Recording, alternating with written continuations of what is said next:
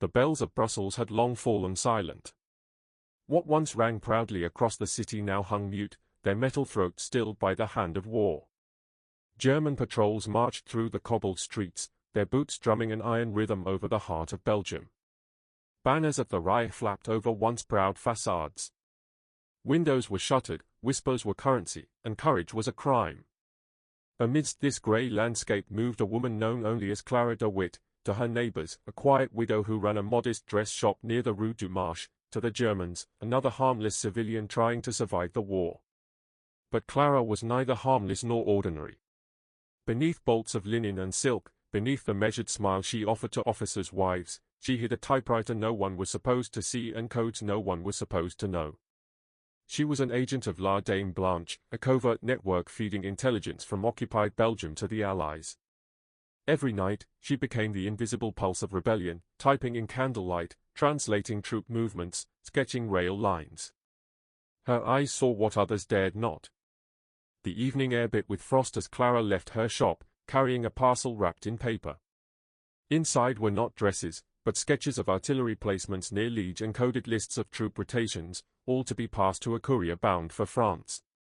She turned into a narrow alley, her boots crunching softly. A single lantern flickered ahead, a signal. Waiting beneath its glow stood Father Luc Morel, a parish priest with calm eyes and a nervous hand clutching his rosary. "You're late," he whispered.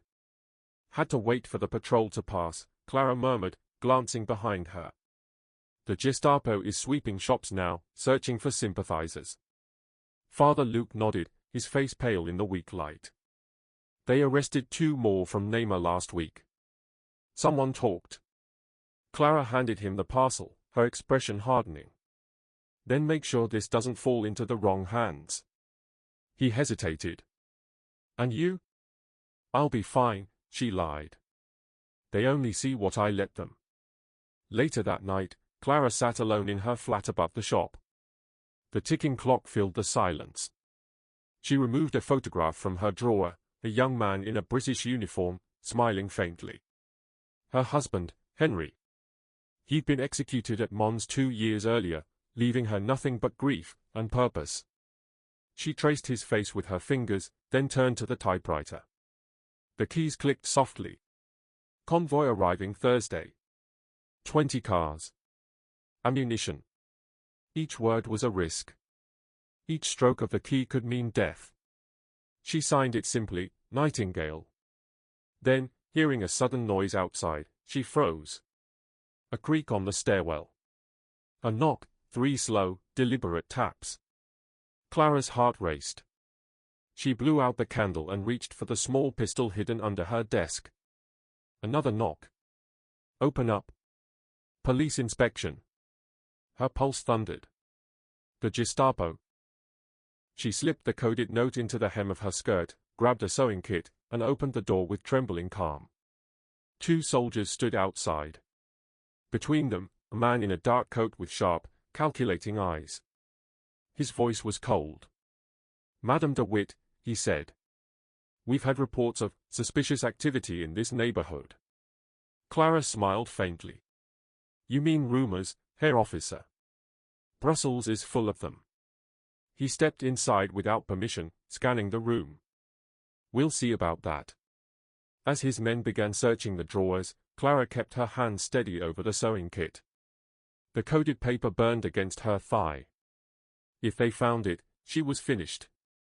If they didn't, she'd live another night to fight again. When the search ended, the officer turned to her with a thin smile. "Forgive the intrusion, madam. You understand, duty." "Of course," Clara said softly. "We all serve something." As the soldiers left, the officer paused at the door. "You have clever eyes," he said, studying her. "Be careful where they look." The door shut. Only then did she let herself breathe. That night, Clara returned to her typewriter, her hands trembling as she finished the report. When the final letter was struck, she folded the page and whispered. "For Henry." Outside, the city slept under occupation. But somewhere in the dark, a nightingale sang. The next morning, Clara met Father Luc again, this time in the crypt of St. Catherine's Church. Candles flickered on damp stone walls. Their shadows seemed to lean closer, listening. "The message reached our contact," he said, slipping her a folded note. "But there's something else. You're being watched." Clara frowned. "By whom?" "A man called Reinhard. Counterintelligence. He's been seen near your shop twice." "Then he suspects." "He suspects everyone," Luke replied. "But you, especially. You draw attention, Clara."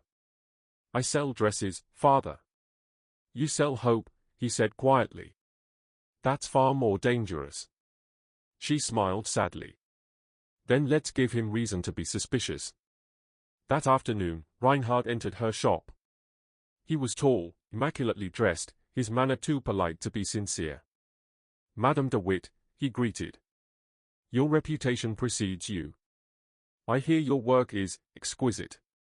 "Only for those who can afford it," she replied lightly. He wandered among the mannequins, running a finger across a bolt of silk. "You've managed well under occupation." "Many have not. One learns to survive." He turned sharply. "And some do more than survive." Their eyes met. His were probing, cold. Hers remained calm, unreadable. "May I see your storeroom?" "Of course." As she led him through the back door, her mind raced. If he looked under the floorboards, he'd find her codes, her maps, her network.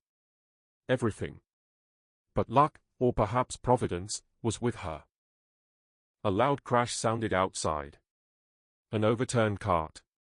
Shouts of German soldiers. Reinhard glanced toward the commotion, frowning. "Another time," he muttered, buttoning his coat. "Keep your papers ready, madam. I may return." When he left, Clara sank to her knees, her composure breaking for the first time. That night, Father Luke found her in the pews of his church, staring at the crucifix. "How many lies make a truth?" she whispered. "How many sins are forgiven for a cause?" Luke sat beside her. "You carry too much alone." She looked up, eyes glistening. "We all do." He wanted to say more, but there was nothing left to say. The war had stripped them of absolutes. Only choices remained. Winter bled across Belgium like spilled ink. The trees were bare, the streets grey, the sky endless and heavy. German patrols had doubled since the sabotage near Liege. Every whisper now had a shadow, every smile a risk. For Clara, each day became a performance, stitching dresses by daylight, passing secrets by night. Her nerves frayed like old thread. Every knock on the door set her heart on fire. Every face on the street looked like the end. But still, she worked. On a frozen December morning, she received a message smuggled inside a spool of thread. The note was short, written in invisible ink. When held to the candlelight, 4 words appeared. Reinhard closing in. Burn everything. Her blood turned to ice. She immediately went to work, pulling up the floorboards, gathering every coded sheet, map, and letter. One by one, she fed them into the fire. The flames reflected in her eyes, dancing like ghosts. But she hesitated when she reached one paper, the last message she ever received from London. It contained not orders, but praise. "You have done more for your country than you will ever know. The war may end because of people like you."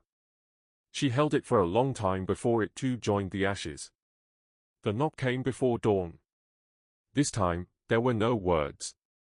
No politeness.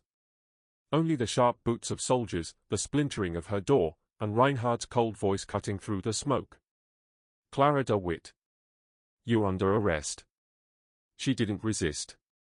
Her pistol lay hidden in her sewing box, untouched. She raised her hands and looked Reinhard in the eye. "You finally found your nightingale," she said softly. He tilted his head, intrigued. "So it's true. You've been passing information to the British." "Information," she smiled faintly. "Only truth."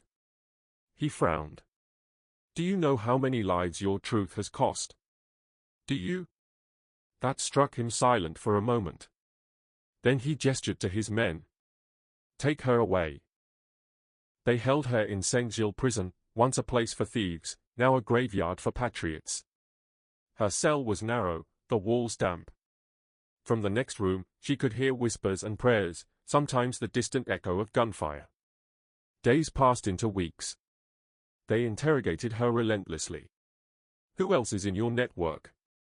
I don't know. Where are your codes? Burned. Who is your handler? Dead. Each answer earned her a blow, a slap, a threat. But she never broke. Reinhard visited her often, not with violence but with words. He wanted her confession, not to punish, but to understand. Why risk everything? He asked one night. You could have survived the war comfortably. No one would have blamed you. Clara leaned forward, her voice barely a whisper. Because comfort is the death of the soul. He studied her for a long moment. You're not afraid to die. I am, she admitted.